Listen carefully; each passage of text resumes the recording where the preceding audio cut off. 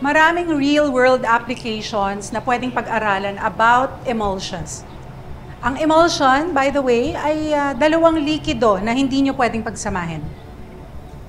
May mabibigay ba kayong example ng emulsion? Sige nga. Portia. Students and janitors. Portia. But it's true naman kasi, Prof. Di ba nga on an average, the human body is composed of 60% water? Class, I want a real answer. Gusto ko yung totoong example. Please, mag-isip kayo, kaya nyo yan. Magbigay kayo ng example ng dalawang liquid na hindi nyo pwedeng pagsamahin. Like tubig at langis. Come on! Kaya nyo yan.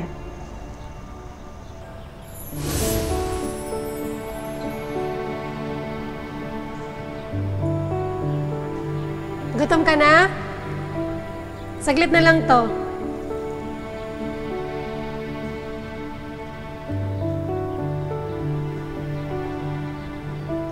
Gata! Dahil may coconut oil na tubig.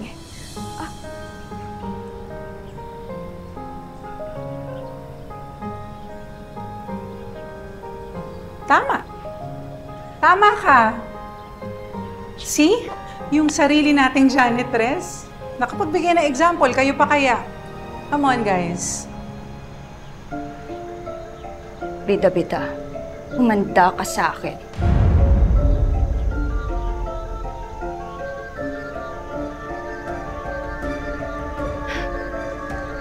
Actually, Prof, lagi niyang pinapaalala sa akin ng dad ko na not to judge anyone based on their social status. Siya nga galing din sa hirap. But, look at him now. Doc Franco Terra, advocate of herbal medicine and natural healing.